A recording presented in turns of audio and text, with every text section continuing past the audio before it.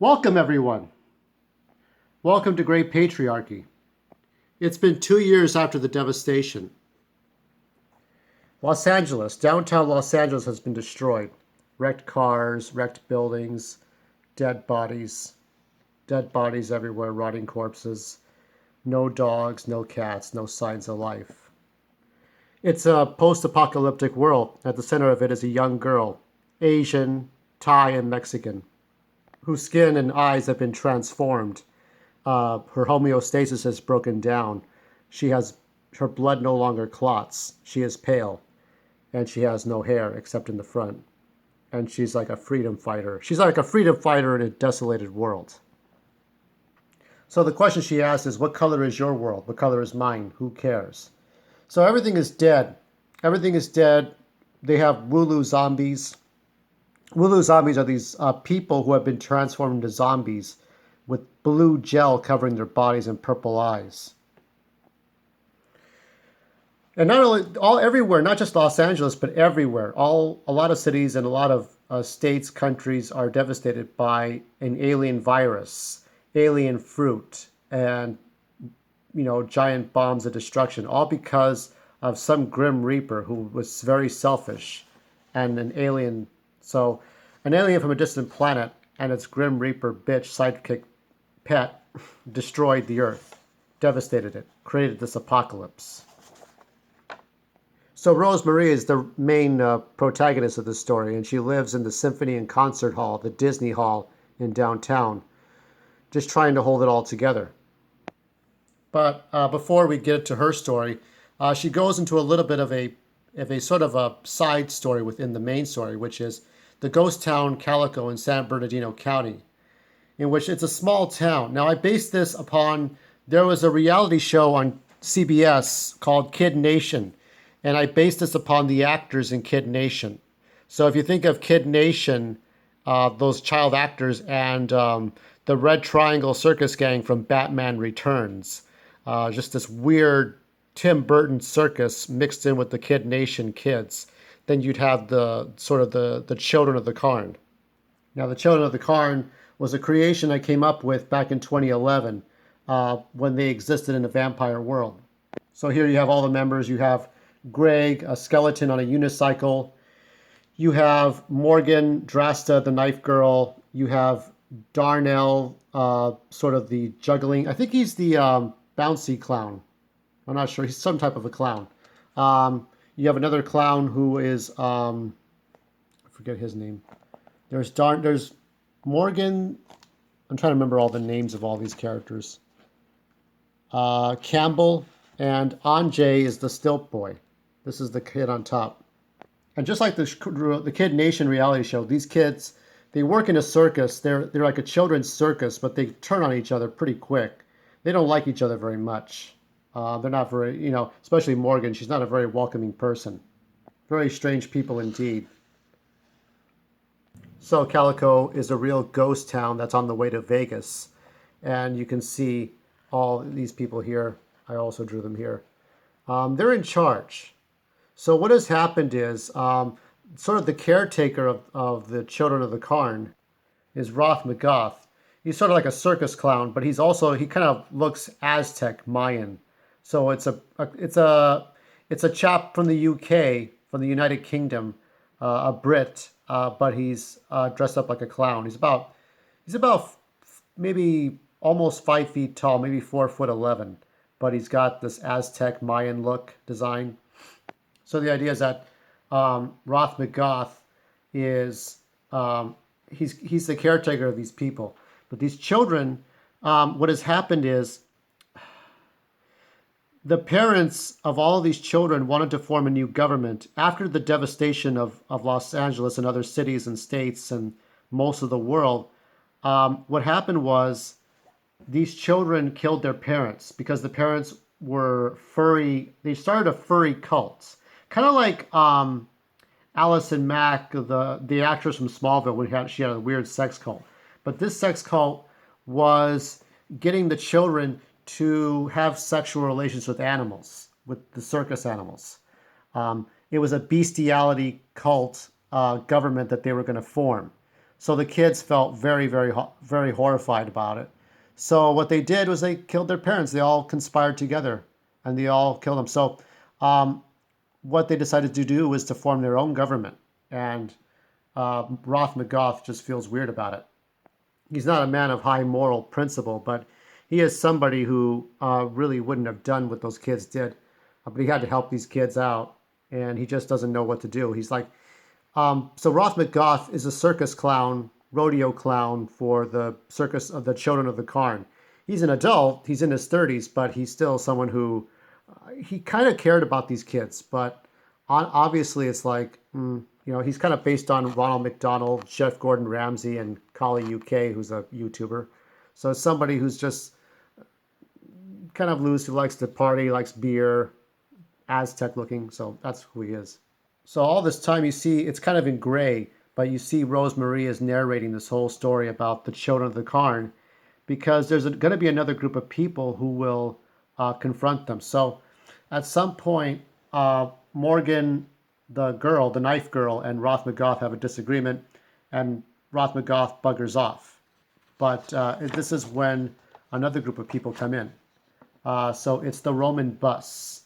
Now, the Roman bus, they're a group of people who come from the city of Downey, and they confront the Children of the Carn. So you have different members. You have Roman, you have his sister Jalila, you have Frankenstein, who's half primate, half human. You have the lovely Cameron, her idiotic brother, who's a radio DJ, Kavi, both Indian American. And then to the left of her is the Andaman warrior from the Andaman Islands. So I had like different representations of different kinds of people and cultures. So Roman confronts the Children of the Carn and tells them, that we're going to take over. We have a new charter. We're going to take over Calico. We're going to take over other cities. And the children don't like this. They don't trust him. So they left Downey that's in ruins, but they're going to try to set up a new base of operations and set up a new government. So what's happening is it's sort of a representation of a real life tragedy. And when politicians jump the gun, jump the boat, and say, "Oh, this is this, and this is this, and this is this, and we're going to take affirmative action and do this, right, effective immediately." It's kind of like when Republicans got involved in dissolving the Iraq government when you had al-Rawi on the run. Watch Green Zone with Matt Damon. It's pretty interesting, where people were taking affirmative action and everybody was playing politics and taking control. So you have Roman here, who is a criminal, and he stalked his girlfriend with a mask. He's from the military, and then his weird sister, who seems to have a premonition of people's minds by killing them and taking their memories. A whole other backstory. But anyway, he and his sister, and then you have Cameron, Cavi, the Andaman warrior. You have Frankenstein in the back here. So they're all forming their government versus the children. Now all this political argument between two groups, and then there's this giant robot with a red eye, and they're confronted. And the robot says something here. Now, this giant Zetrobot. Now, the Zetrobot is a large version of a small robot that was responsible for the destruction of buildings and cities and people. And here's what it says. So it says, Traxta. It's saying transfer of light energy, light energy.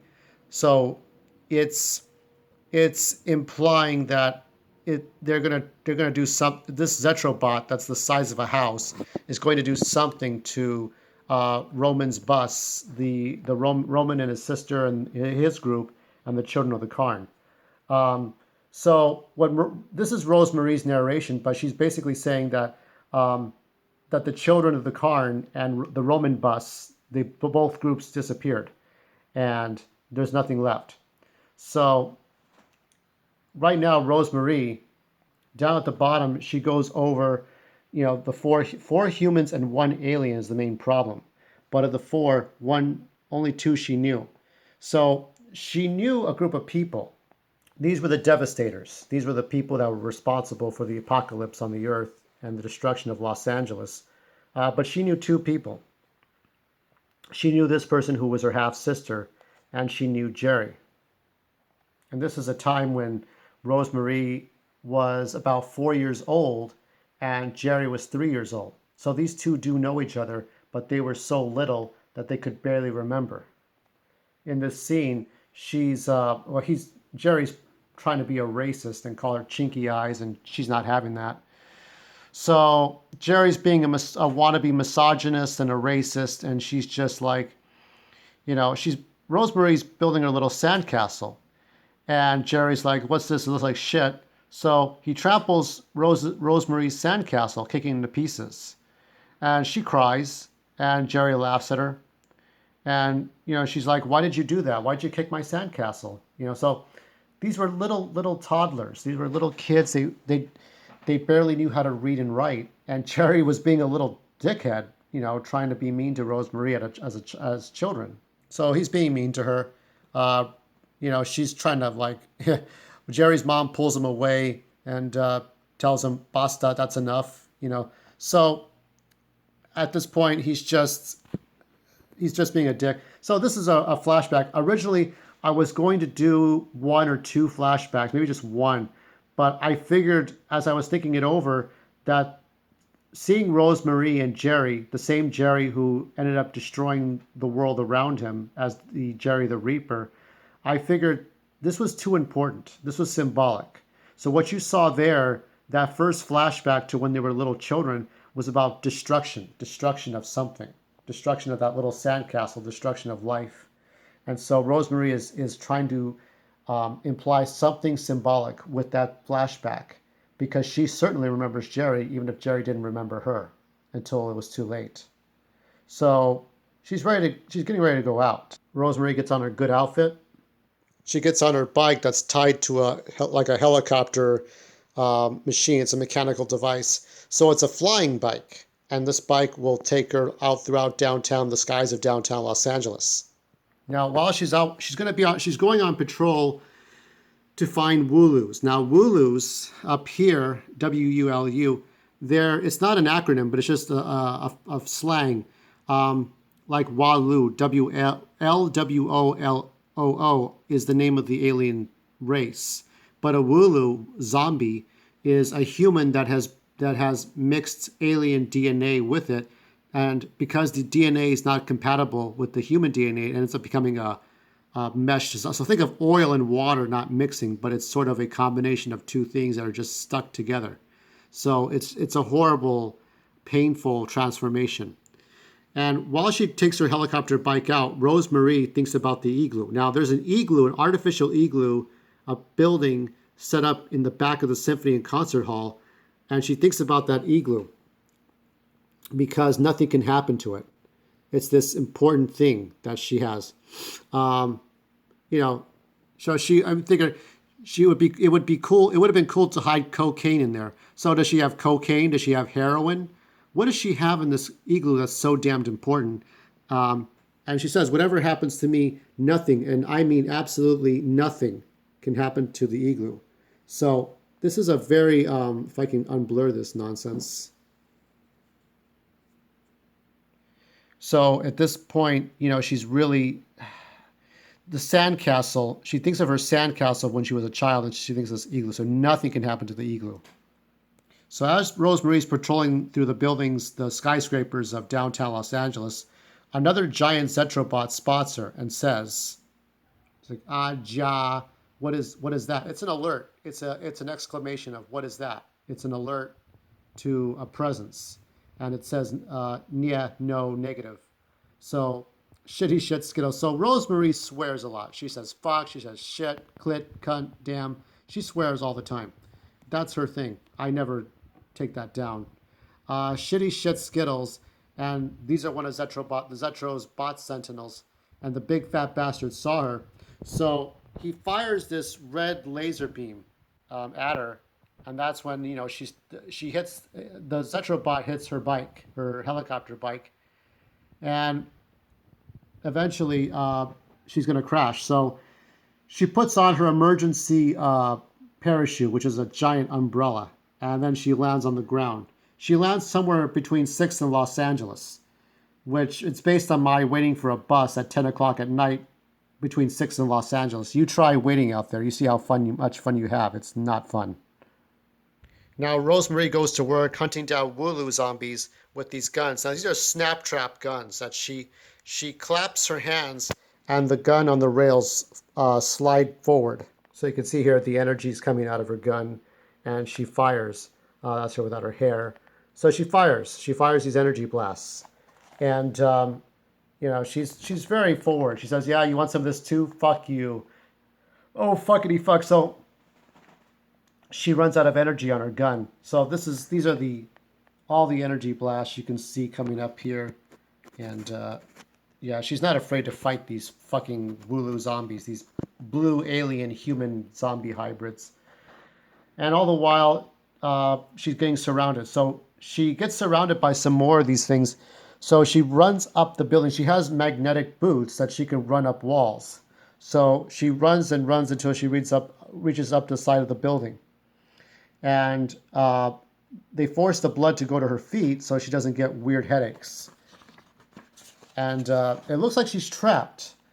But then Gino comes along. Gino comes in this giant Scrapzilla.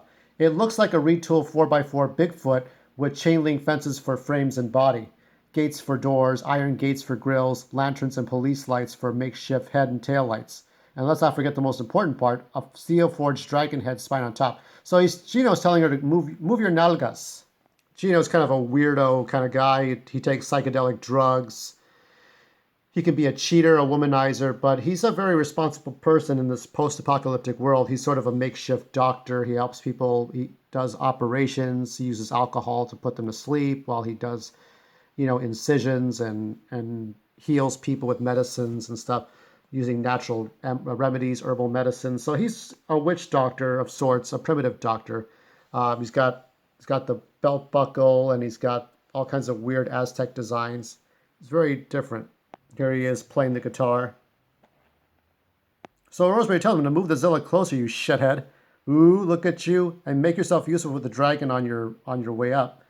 Bitch, bitch, bitch. Yeah, Perucha, don't you forget. Now bust your asshole. So she's not afraid to talk shit to Gino, and Gino doesn't talk shit to her. So there's this camaraderie. They just kind of talk shit to each other. They're fucking with each other. That's how it is. But it's not hate. These are gray characters. They do some immoral stuff, but they'll do some good things. They're sort of in between bad and good. So Gino uses a flamethrower from the giant dragon head on the Scrapzilla to barbecue a lot of the Wooloo zombies. And so Gino moves the vehicle closer so Rosemary can jump. And she says here, painful, painful. I forget the Thai language, but I put some Thai because she's half Thai, half Mexican. So she says, painful, painful. And Gino says, I'm going to assume you're swearing in Thai. I also had, in the beginning, I had Hindi, which Cavi from the Roman bus says ridiculous, and Cameron says, brother, go over there. You know, just like a command. But my Hindi's not that good. So Gino and Rosemary escape the clutches of the Wooloo zombies. There's so many of them. They have their own habitats and raising baby Wooloo zombies. They're just this messed up society that Zetro, the king, the alien king from another planet who caused the apocalypse, created in its mad conquests or its mad attempt at conquest. So they're going to go to a children's courthouse, which acts as Gino's hospital.